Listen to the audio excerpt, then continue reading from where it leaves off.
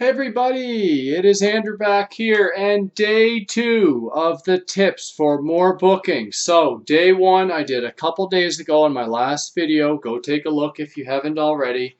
I went through 8 tips to get you more bookings. Today we're going to go through another 8. So this is day 2 of 5. So if you can subscribe to my channel, come back and see some more.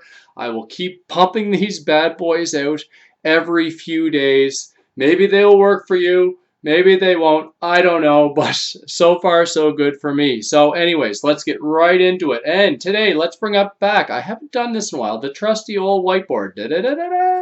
Let's bring up the trusty whiteboard and go through more tips for today.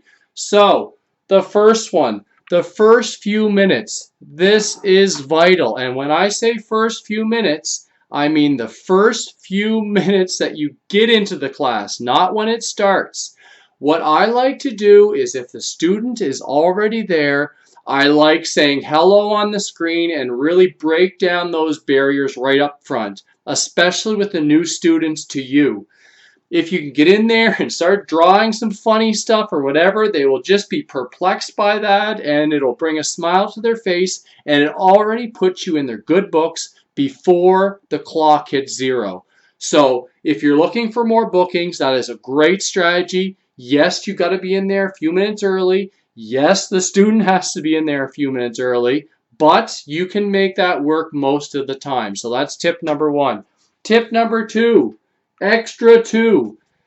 Take an extra couple of minutes, especially when you're just getting going, and if you don't have another class right after, don't finish right at 25. Go to 27. Go to 28.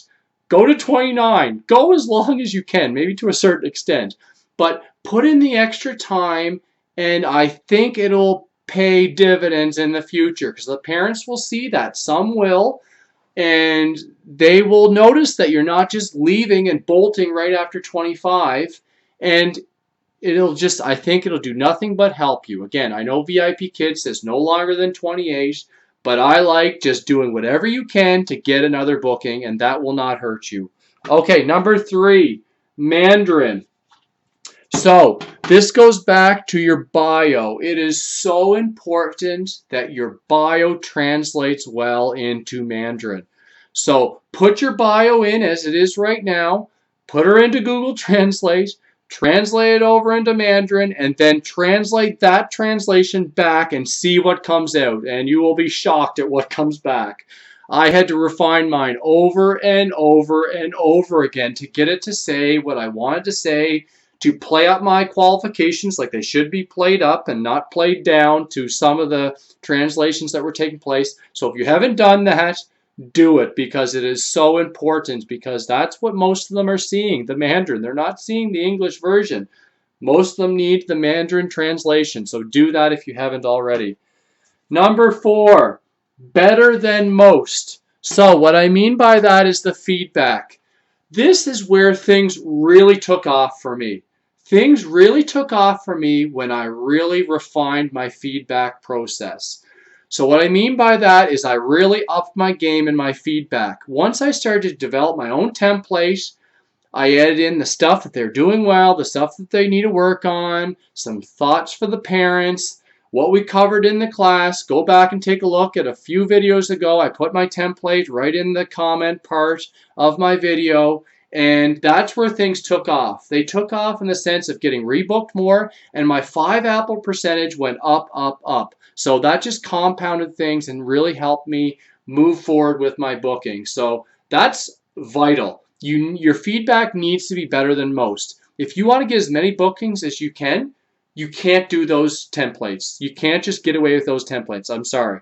Yes, it's very easy to do that, but it is not going to get you the most bookings possible. It won't, because you're conforming to the rest, to the mob, to doing what everyone else is doing. And anytime you do that with this job, you're not going to stick out, and therefore you're not reaching your potential that way. So, better than most with feedback. Learn. Number 5, learn. What I mean by that is watch as many YouTube videos as you can. Take notes. Take mental notes. Go to every last workshop you can. Don't stop learning. Don't ever stop learning. And that's the same thing in life for that matter too. Don't ever stop learning. This environment, especially online learning, is so new. It's changing so fast. If you get stuck in your ways, you're going to go down. If you're not advancing, it's like when you're running. I'll translate this back over into running. When you're running, if you're not moving forward, if you're not getting better and better, you're coming backwards. So you need to keep pushing yourself. Just as a VIPKID teacher, you're never going to be at the top. You never will be. If you ever think you are, you're probably coming back down. So never stop learning. Keep watching YouTube videos. Keep going to workshops. I'm going to them over and over again. I've gone to workshops like 2 or 3 times. I keep getting new things come back to me. Keep hearing other stuff from other teachers. Keep learning. Never stop learning. Okay, number 6, your thumbnail. This was another pivotal thing for me. Your thumbnail that the parents are going to see, it's usually the first few seconds of your video, your little short video that you do. It needs to be memorable. It can't be you just standing there. I'm sorry, it can't be. I mean, you can do that, but I don't think it's going to maximize your bookings. Do something memorable. For me, what I did, I hid from the camera, I put a big, huge snowman in my classroom, and then I just popped up. So my thumbnail, of course, showed this big snowman sitting in a classroom, and a parent's going to think, what the heck is going on there? They will watch my video, and I've got them, I think, at that point. So it doesn't have to be a snowman, but make sure your thumbnail is memorable, because everyone else is just standing in class. That's boom, boom, boom. That's what they all are for the most part, or 90% of them. So do something different. Stand out. Okay, number 7, dumb. So what I mean by this is play dumb in your class lots. The students love it. They can't get enough of it. I mean, they need to understand a little bit. So your level 2s and 3s and higher, for the most part, maybe your level 3s, level 2s sometimes won't get it. But play dumb. So make mistakes on purpose. Drop stuff on purpose. They will love it. They will eat it up. I love doing it. It's fun. It just adds another little dimension into your classroom. Play dumb. Make mistakes on purpose. Laugh at it and have fun with it. So play dumb. The last one for today, follow up. Number 8, follow up on every 5-apple feedback, or maybe even every feedback for that matter that you get. Yes, every feedback that you get from parents. Follow up and say thank you for it. Especially if it's 5-apple, of course, say thank you, or thank you for the constructive criticism for that matter too, if it's less than that. Follow up. Take the time. They're taking the time to leave you feedback, so you had better take the time to say thank you. You do that, and not only will they appreciate you saying thank you, but you can subtly put in there that I appreciate each time you do this. So it gives that impression that please keep doing that. Please keep leaving me feedback. Follow up on every one. If you haven't done that, go back and start doing it. Even if you got to cut and paste and do the same thing, say thank you. It will not hurt you.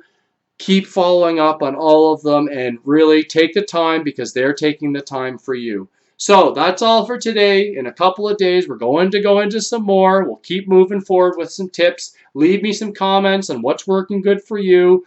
You learn best from everyone else. There's tons of tips out there. These are a few. Hopefully they'll work for you. Talk to you soon. Bye.